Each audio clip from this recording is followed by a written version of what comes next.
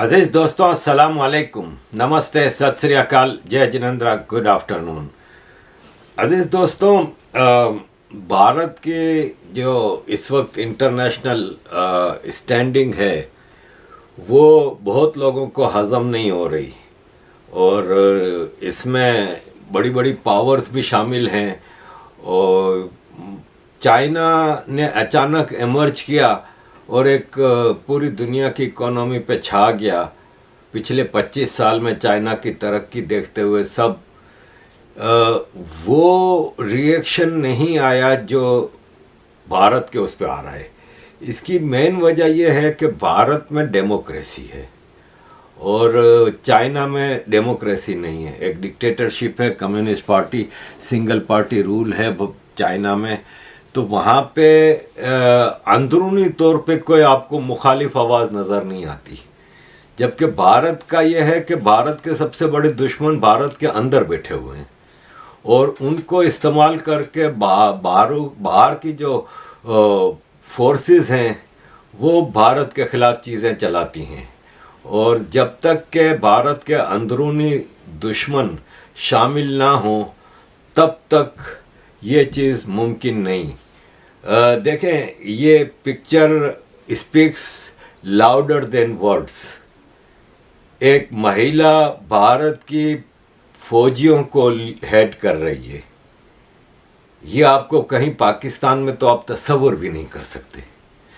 आप एक महिला तो छोड़ें, एक सिविलियन मर्द भी आप उससे ये एक्सपेक्ट नहीं कर सकते कि वो फौजियों को हेड करेगा।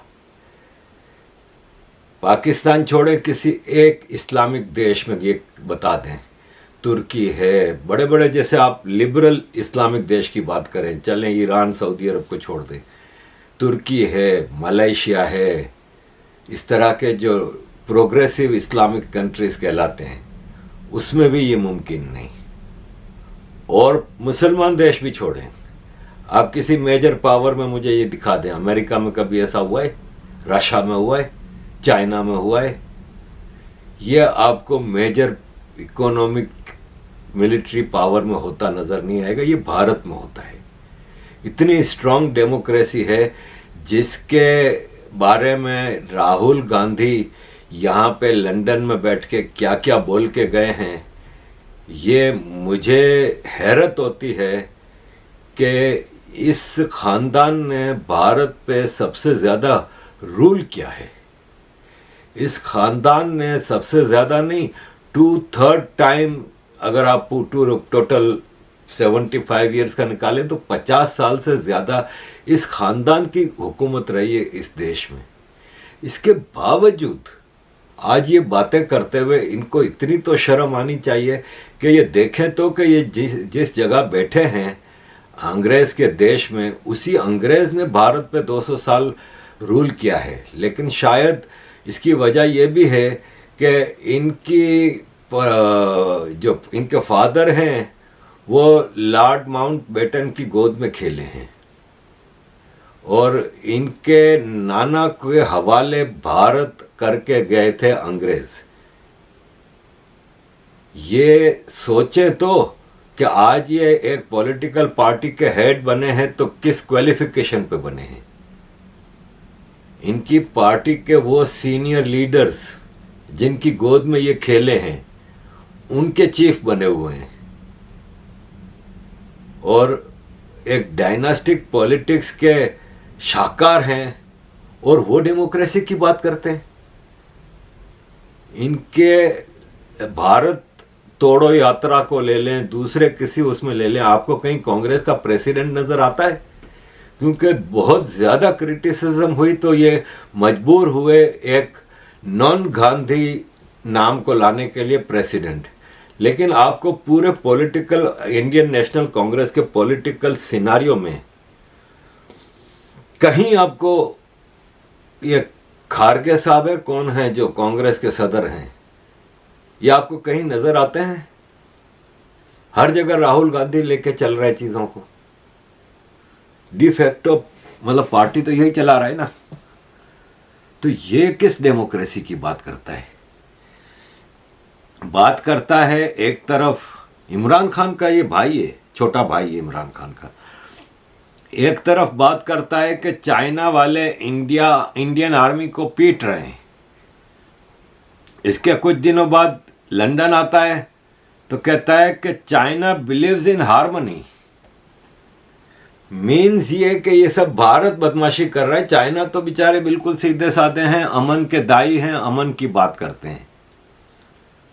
भारत में एक भी जेन्युइन ग्रासरूट इंडिपेंडेंस मूवमेंट नहीं है, चाइना में है। भारत जितना ओरिजिनल अखंड भारत था उसका आधा रह गया है। कहने का मतलब यह है कि किसी एक हिस्से पे जमीन के भारत ने कब्जा नहीं किया। जो भारत के पास आज जमीन है वो सारी की सारी भारत की थी। उल्टा अफगानिस्तान, बर्मा, तिब्बत तक भारत के हुआ करते थे, आज नहीं है। लेकिन चाइना का आधे से ज्यादा हिस्सा कब्जा किया हुआ है। तिब्बत चाइना नहीं है। इस तुर्किस्तान जिसको उगर कहते हैं, जिंगजियांग कहें, आप कुछ भी नाम दें, नहीं है भारत वो चाइना। हांगकांग चाइना से अलग हुआ 150 साल पहले। एक एग्रीमेंट हुआ था इंग्लैंड का हांगकांग की ऑटोनॉमी का। मकाओ चाइना नहीं है, लेकिन ये चाइना की तारीफें करते नहीं थकते। अजीज दोस्तों, मैं क्या बोलूं, ये आपको एक ओपोजिशन पार्टी के चीफ मिनिस्टर की बात सुन लें। एक बात मुझे यहां कहने पड़े, 40 साल से मैं भी राजनीति में हूं। पहली बार कोई केंद्र सरकार जो मैं अपने आंखों से देख रहा हूं, इसका मैं खुद साक्षी हूं, मैं खुद गवाह हूं। 100% भ्रष्टाचार रहित सरकार आज भारत में चल रहा है। ये आपके नेतृत्व में चल रहा है। ये श्रेय हिंदुस्तान के तारीख में, हिंदुस्तान के इतिहास में भ्रष्टाचार रहित सरकार चलाने का ये श्रेय मोदी जी कोई माने ना माने, जरूर देश मानेगा, जनता मानेगा, इतिहास में ये लिखा रहेगा। ये श्रेय आपको मिलना चाहिए और मिलेगा। अजीज दोस्तों, भारत की एक इतिहास रहा है, 75 साल की बात करें तो, कि इसमें भारत की जो रूलिंग पार्टी थी उसने भारत को आगे बढ़ने का मौका नहीं दिया। भारत बहुत ही गरीब, अनडेवलप्ड कंट्री में मशहूर था।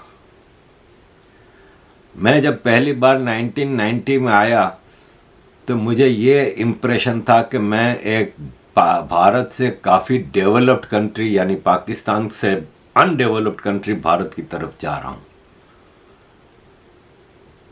मुझे याद है कि डॉलर को रुपए में तब्दील कराने के लिए कितने पापड़ बेलने पड़ते थे।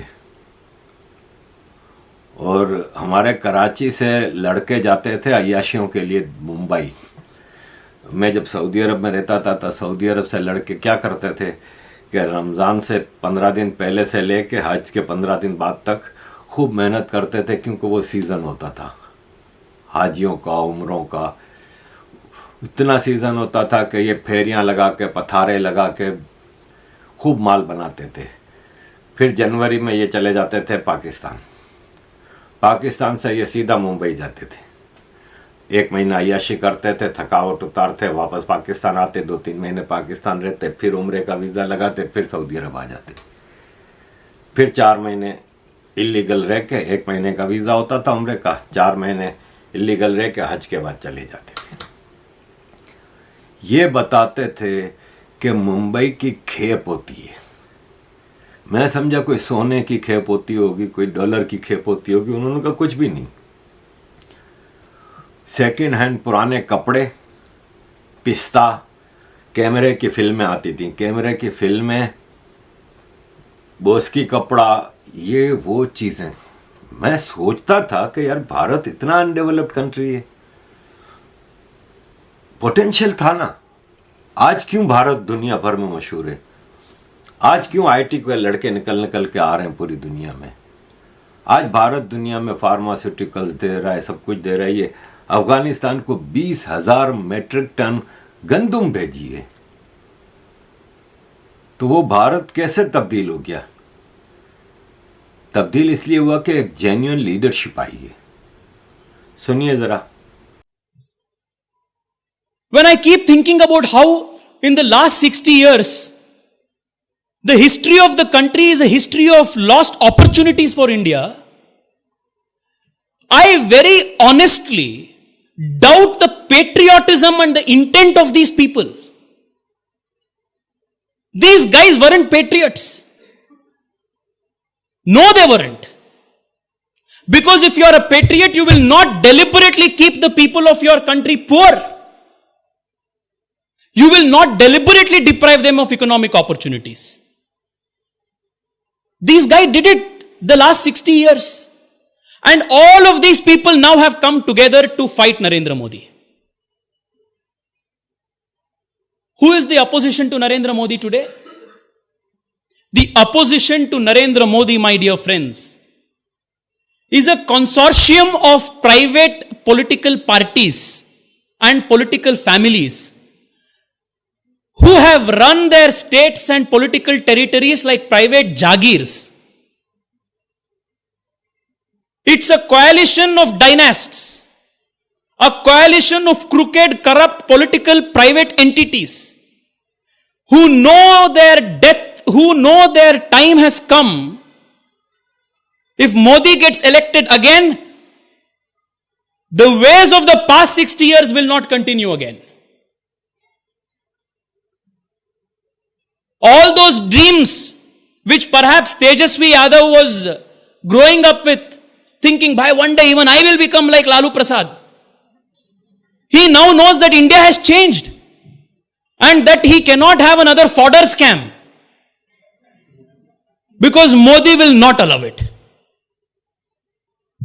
Is why the entire dynasty from Kashmir to Kanyakumari have come together. From Omar Abdullah in Kashmir to MK Stalin in Kanyakumari, everybody want to stop Narendra Modi because they know their private enterprise will stop the Narendra Modi comes again. What is their agenda? Former Prime Minister Deve Gowda, who hails from my state, in a recent political rally, he said the only agenda of our coalition is to stop Modi. They are openly saying it. How can someone be more shameful? Modi is saying my agenda is a new India. My agenda is a $5 trillion economy. My idea is in 2020 a superpower. This is one agenda on the side. On the other hand, you have all of these jokers coming together and doing circus every single day and saying our agenda is to stop him. This may sound outrageous. The left liberals on Twitter may not like me saying this, but this election is a test of the common Indian's patriotism. And if you are with Modi, you are with India. If you are not with Modi, you are anti-India. That's it. अजीज दोस्तों, बहुत कुछ है मेरे पास कहने को। फिर वापस वही मेरे पास लोग आ जाते हैं कि आप मोदी की चमचागिरी कर रहे हैं, ये वो। मैं चमचागिरी नहीं कर रहा, मैं एक फैक्ट आपके सामने रख रहा हूँ। मुझे क्या फ़र्क पड़ जाना है कि मोदी जी आए कि कांग्रेस आए। ना मैं भारत का नेशनल हूँ, ना मैं भारत में रहता हूँ, ना मेरा कोई इकोनॉमिक, कोई सोशल, कोई इंटरेस्ट है भारत में। मैं एक पाकिस्तान बॉर्न फ्रेंच सिटीज़न हूँ जो लंदन में रह रहा हूँ। मेरी दूर दूर तक कहीं कोई इंटेंशन भी नहीं कि मैं भारत में आऊँ या भारत में आके सेटल हो जाऊँ या रह जाऊँ। तो मुझे क्या ज़रूरत है? लेकिन मैं एक एनालिस्ट के तौर पे, मेरी एक स्टडी होती है हर चीज़ की। मैं एक एनालिस्ट के तौर पे, फिर मेरी एक कल्चरल बॉन्डेज है, मेरा एक हिस्टोरिकल डीएनए का अटैचमेंट है उस धरती से। तो इसलिए मैं बोलता हूँ, जिसको कि मैं अपना हक भी समझता हूँ। जब बीबीसी आके वहाँ पे बकवास कर सकता है, जब वॉशिंगटन पोस्ट आके वहाँ पे बकवास कर सकता है, जब इन्वेडर्स की औलादें अरफा खानम शेरवानी और ये सब बातें बकवास कर सकते हैं, तो मैं तो फिर जेन्युइन भारत का डीएनए रखता हूँ। पासपोर्ट्स की क्या हैसियत है? आज मैं चाहूँ यहाँ पे इंग्लैंड में नेशनलिटी अप्लाई करूँ, मैं पूरी क्वालिफाई करता हूँ। मुझे 6 महीने में ब्रिटिश नेशनलिटी मिल जाएगी। क्या हैसियत है पासपोर्ट की? मैं अपने फ्रेंच पासपोर्ट से खुश हूँ। मुझे 27-28 साल हो गए फ्रेंच नेशनलिटी लिए हुए। 96 में मुझे नेशनलिटी मिली थी। तो मुझे क्या फ़र्क पड़ता है कि मेरे पास कौन सा पासपोर्ट है, क्या है। लेकिन मेरा दिल धड़कता है उस देश के लिए, तो मैं ये बातें करता हूँ। अजीज़ दोस्तों, एक फर्स्ट मीटिंग हुई, एक ग्रुप बना है सेंट्रल एशिया JW ग्रुप। इसकी पहली मीटिंग हुई, जॉइंट वर्किंग ग्रुप है ये। इसकी पहली जो मीटिंग हुई जिसमें India, Kazakhstan, Kyrgyz Republic, Tajikistan, Turkmenistan और उज़्बेकिस्तान के स्पेशल एनवॉयज़ और सीनियर ऑफिशियल्स ने अफ़गानिस्तान के ऊपर अपनी पहली मीटिंग की, जिसमें terrorism, extremism, radicalisation, drug trafficking, Afghanistan से जो आ रही हैं ये सब चीज़ें, उसके ऊपर डिस्कशन हुई और कुछ फैसले हुए। देखें, ये भी भारत की फॉरेन पॉलिसी का एक एस्पेक्ट है जो आज से 8-9 साल पहले कहीं नहीं था, एग्जिस्ट ही नहीं करता था। आज भारत एक ग्रुप क्वाड का मेंबर है, जो कि अमेरिका, ऑस्ट्रेलिया, इंग्लैंड, भारत एक I2U2 का है, जिसमें अमेरिका, इज़राइल, इंडिया, इमारात, एक ये ग्रुप है। एक ब्रिक्स है, एक G20 है। ये भारत की फॉरेन पॉलिसी के शाहकार हैं, जो भारत मुख्तलिफ south Asia, south east Asia, international affairs में भारत हर जगह अपना एक पॉइंट ऑफ व्यू रखता है। अजीज़ दोस्तों, एंड पे मैं ये अधिकारी जी की वीडियो आपके साथ शेयर कर रहा हूँ। सुनिए, ये बताते हैं कि भारत इंफ्रास्ट्रक्चर डेवलपमेंट पे कितना खर्च कर रहा है। पाकिस्तानी जब ये फिगर सुनते हैं ना कि इतने लाख करोड़ और इतने लाख करोड़, तो वो कैलकुलेटर लेके बैठ जाते हैं कि कितने बनते हैं ये। इतना लगा रहा है जितना चाइना ने पाकिस्तान में CPEC के नाम पे लगाया था, उतना तो भारत एक स्टेट में उससे ज़्यादा लगा जाता है। जितने पूरे पाकिस्तान में 75 साल में रोड बने हैं, उससे 4 गुना ज़्यादा लंबे रोड भारत ने इस मोदी पीरियड में लगा दिए हैं। तो अधिकारी जी की बात सुनिए, ये आपको डिटेल में बताएंगे कि भारत में कितना इंफ्रास्ट्रक्चरल डेवलपमेंट हो रहा है। अजीज़ दोस्तों, thank you very much for all your support. Keep support. मैं मुंबई में जब काम करने 5 करोड़ रुपए थे, मैंने 55 फ्लाईओवर बनाए, मुंबई पुणे एक्सप्रेस हाईवे बनाया, वर्ली बांद्रा से पैसे वापस भी हो गए। अभी मेरे पास इतने पैसे कि खर्चे ही नहीं होते।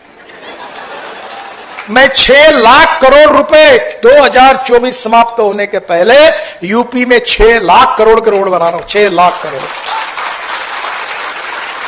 और अगर मुझे साथ मिलती है तो 50,000 लाख करोड़ और ज्यादा के देने के लिए तैयार है। पैसे की कोई कमी नहीं। मैं आपको ये विश्वास के साथ बता रहा हूं, इस देश का कोई भी पत्रकार मुझे सवाल नहीं पूछ सकता।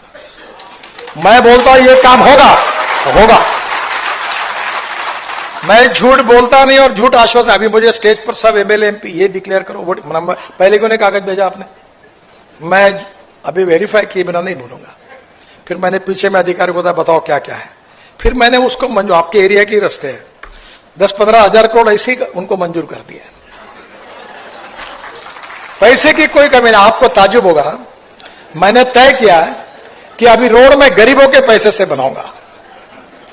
ये फॉरेन इन्वेस्टमेंट वगैरह नहीं, छोटे छोटे लोग, कांस्टेबल, पत्रकार, कर्मचारी, रिटायर्ड हुए लोग, वो पैसे देंगे। और मैंने एक इनविट मॉडल में अभी मुंबई स्टॉक एक्सचेंज में लॉन्च किया। वो लॉन्च हो गया और मैं चला गया गोवा। और 10 दिन के बाद वहां पद्धति है कि मुंबई स्टॉक एक्सचेंज में आकर मैं घंटी बजाकर उसको क्लोज करता हूं। पहले दिन 7 घंटे में 7 टाइम्स ओवर सब्सक्राइब हुआ। तो वो दौड़ते हुए मेरे को, साहब जल्दी घंटी बजाओ, बहुत पैसा आ रहा, बंद करना पड़ेगा ये। मैं गोवा से सुबह उठकर मुंबई आया और 9:30 बजे जाके घंटी बजाई और इसको क्लोज किया। इतने लोग पैसे दे रहे हैं। इस देश में ना टेक्नोलॉजी की कमी है, ना पैसे की कमी है, इस देश में काम करने वालों की कमी है। If there is a will, there is a way, and if there is no will, there is only survey, discussion, seminar, committee, sub committee and research group. ये आपके यूनिवर्सिटी में ऐसा नहीं होता होगा।